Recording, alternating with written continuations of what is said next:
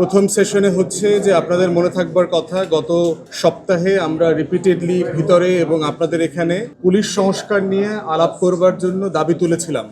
যদিও এটা আপনার ঐকমত্য কমিশনের যে অরিজিনাল এজেন্ডা দেয়া ছিল সেখানে পুলিশ নিয়ে আলোচনার কোনো এজেন্ডা ছিল না, কিন্তু আমাদের দাবির প্রেক্ষিতে আজকে পুলিশ কমিশন নিয়ে একটা এজেন্ডাভুক্ত আলোচনা সকালে শুরু হয়েছে এবং এই জন্য কমিশনকে ধন্যবাদ জানাচ্ছি। তবে এই আলোচনাটা আংশিক হচ্ছে। আমাদের দাবি ছিল গত সপ্তাহে পুলিশ সংস্কার অ্যাজ এ হোল নিয়ে কথা বলা, পুরোটা নিয়ে। আজকে শুধুমাত্র একটা খণ্ডিত প্রস্তাব তারা দিয়েছেন যে একটা স্বাধীন পুলিশ কমিশন গঠন বিষয়ে, এবং মোটা দাগে এবি পার্টি সহ পুরো হাউস একমত হয়েছে। এটার গঠন প্রক্রিয়া নিয়ে কারা কারা এটার সদস্য হবেন, এটার কাজের এখতিয়ার নিয়ে আরও কিছু আলোচনা, সংশোধিত প্রস্তাব আসবে এবং এন্ডে এটা আসলে পার্লামেন্টে রেফার করে দেওয়া হবে আর কি। পার্টিকুলারলি পুলিশ সংস্কারটা কেন মোটা দাগে আলোচনা হওয়া জরুরি, কারণ হচ্ছে যে পুলিশ প্রথমবারের মতো নিজেরা জাতির কাছে তাদের কাজের জন্য ক্ষমা চেয়েছে এবং তারা আনুষ্ঠানিকভাবে সংস্কারের জন্য আবেদন করেছে। বাংলাদেশের ইতিহাসে কোনো রাষ্ট্রীয় প্রতিষ্ঠান জাতির কাছে ক্ষমা চাওয়া এবং আনুষ্ঠানিকভাবে সংস্কারকে প্রত্যাশা করাটা এটা একটা রেয়ার ঘটনা।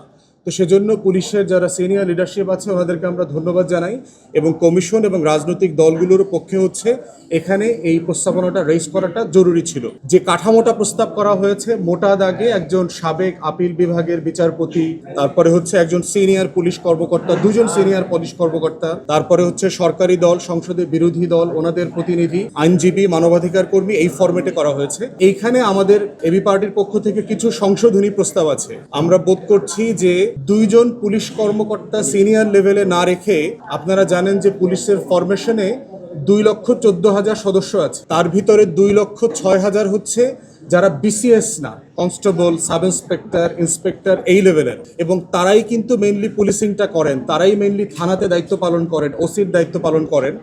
পুলিশ কমিশনে তাদের কোনো প্রতিনিধি নাই। তো যারা জনগণের হয়ে প্রত্যেক দিন পুলিশিং করেন, নিরাপত্তা দেন এবং জনগণকে ভোগান্তি দেন, দুটাই তারা দেন, এই তাদের প্রতিনিধিটা এই কমিশনে থাকা জরুরি আমরা বোধ করছি। দ্বিতীয়ত হচ্ছে সরকারি দল, বিরোধী দলের প্রতিনিধির পরে আবার স্পিকার এবং ডেপুটি স্পিকারের প্রতিনিধি আসলে প্রয়োজন নাই, এটা একই ফ্রেমে আসছে। বরং আমরা বোধ করছি যে একজন রিটায়ার্ড সেশন জাজ দরকার, যিনি আসলে পুলিশ জানেন যে আপনার নিম্ন আদালতে সে তদন্তের জন্য প্রতিবেদন দেয় এবং সাক্ষী দেয়, মামলাটা সে প্রস্তুত করে, জিডি করা থেকে শুরু করে। অতএব এই প্রসেসটা যেই বিচারক ডিল করেন নিম্ন আদালতে, তার প্রতিনিধি দরকার। এবং সেই জায়গাতে আমরা বোধ করেছি যে একজন নিম্ন আদালতের ডিস্ট্রিক্ট জাজ, সেশন জাজ ছিলেন, তেমন একজন এখানে প্রতিনিধি দরকার। তো সেক্ষেত্রে কমিশনটা রিভাইজ করার জন্য একজন আইনজীবীর প্রস্তাব করা হয়েছে। আইনজীবীটা নিম্ন আদালতের অভিজ্ঞতা সম্পন্ন না হলে যেটা হবে, রাজনৈতিক পরিচয় আপনার উচ্চ আদালত থেকে একজনকে দিয়ে দিবে, যিনি আসলে এখানে ভালো রোল প্লে করতে পারবেন না। তো সেই জায়গাতে আমরা বোধ করছি যে এটার ফরমেশনটা আরো একটু পরিষ্কার হওয়া দরকার এবং পুলিশ সংস্কারের, পুলিশের যে ভিতরকার সংকটগুলো আছে সেগুলো নিয়ে আরো বিস্তারিত আলাপ হওয়ার জন্য আমরা ইতিমধ্যে প্রস্তাব দিয়েছি এবং ওনারা চেষ্টা করবেন এটাকে আরো নতুন করে এজেন্ডাভুক্ত করবার জন্য। দ্বিতীয় জায়গায় হচ্ছে ছোট করে আলোচনা হয়েছে একটা কনফার্মেশন যে প্রধানমন্ত্রী দুই টার্মের বেশি অথবা 10 বছরের বেশি থাকতে পারবেন না। এইটা হাউসে আবার ডক্টর আলী রিয়াজ আজকে নতুন করে আবার কনফার্মেশন নিয়েছেন সনদে উল্লেখ করবার ব্যাপারে। তৃতীয়ত হচ্ছে শেষের দিকে রাষ্ট্র পরিচালনার মূলনীতি নিয়ে আলাপ চলছে এবং জানেন যে এটা চতুর্থ দিনের মতো এই মূলনীতির আলোচনাটা হাউসে এসছে।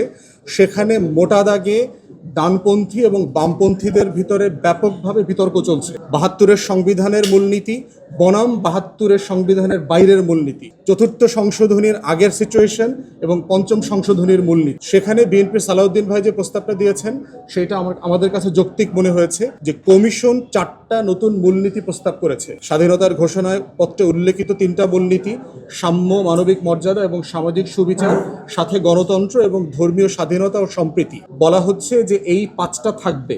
এর সাথে 72-এর সংবিধানে থাকা অথবা পঞ্চম সংশোধনীতে যোগ হওয়া কোনো মূলনীতি যোগ হবে অথবা হবে না, এটা আগামী সংসদের এখতিয়ারের উপরে ছেড়ে দেওয়া হয়েছে।